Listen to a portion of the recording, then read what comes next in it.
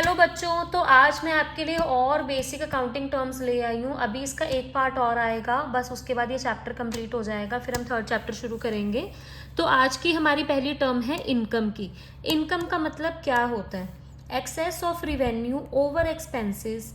जब हमारा revenue expenses से ज़्यादा हो जाता है, जितनी अमाउंट से ज़्यादा होता है उसे हम बोलते हैं इनकम।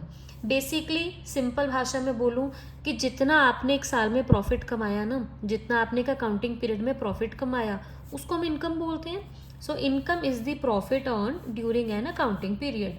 तो इनकम को आप कैसे लिख सकते हो? इनकम में रिवेन्यू भी आता है, अदर इनकम्स भी आती हैं, कहीं और से भी आपके पास बिजनेस में पैसा आया ना, तो वो भी इसी में आएगा, और इसमें से आप अपने एक्सपेंसेस को माइनस कर दोगे, अपने खर्चों को माइनस कर दो, तो आपके पास क्या आ गई?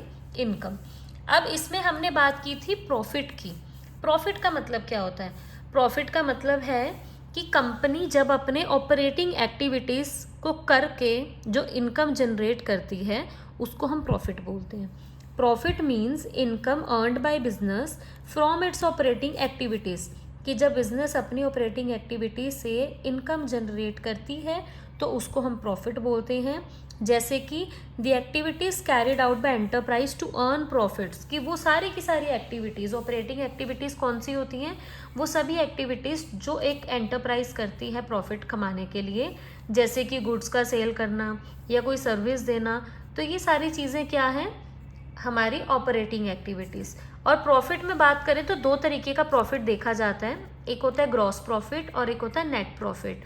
ग्रॉस प्रॉफिट का मतलब होता है, सिंपल भाषा में देखें, जो भी सेल से हमारे पास रिवेन्यू आया है, जो भी रिवेन्यू हमारे पास सेल से आया है और उसके ऊपर जो डायरेक्ट कॉस्ट लग रही थी या जो भी उसका डायरेक्ट खर्चा लग रहा था, उन दोनों को माइनस कर दो तो ग्रॉस प्रॉफिट आ जाएगा। सिंपल सी बात है।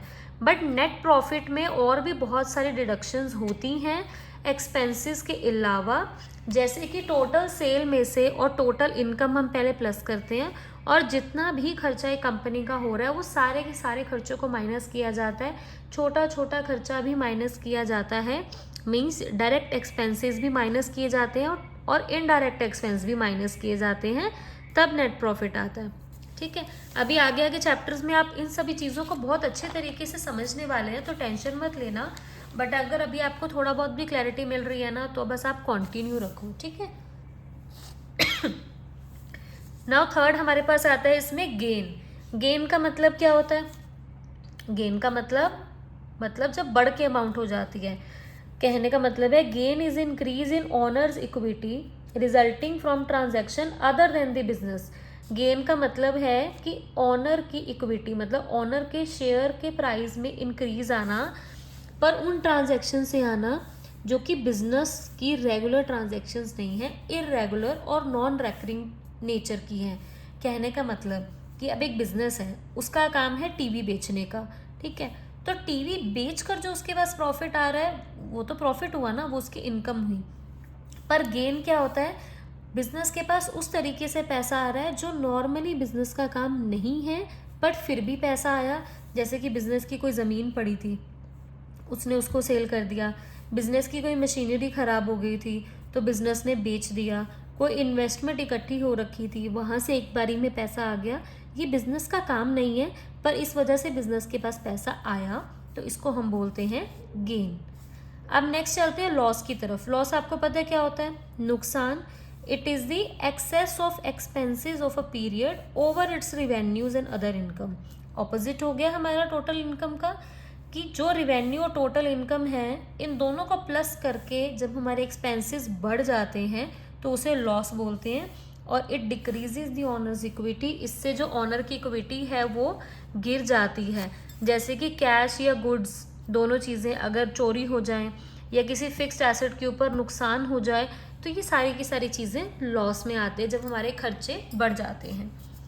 नेक्स्ट टर्म आती है परचेजेस। परचेज का मतलब हमारी खरीदारी। जब हम मानो कि अगर एक बंदे का काम है टीवी बेचने का, तो वो टीवी का स्टॉक खरीद रहा है, तो वो उसका क्या आएगा? परचेजेस में। Purchases means purchase of goods for resale और raw material for manufacturing of goods. Purchase का मतलब होता है कि माल को खरीदना दोबारा बेचने के लिए, या रॉ मटेरियल खरीदना गुड्स को बनाने के लिए, ठीक है। देन आता है परचेज रिटर्न, जो हमने परचेज की है अगर वो किसी कारण से वापस करनी पड़ती है तो वो आती है परचेज रिटर्न में। हमने जितनी भी खरीदारी करी है अगर उसके अंदर कोई भी डिफेक्ट आ जाता है किसी भी रीज़न से हम उसको रिटर्न कर रहे हैं उसके सेलर को, तो वो आएगा परचेज रिटर्न के अंदर। ठीक है, नाउ चलते हैं हम अपनी नेक्स्ट टर्म की तरफ। नेक्स्ट टर्म हमारी आ रही है सेल्स की।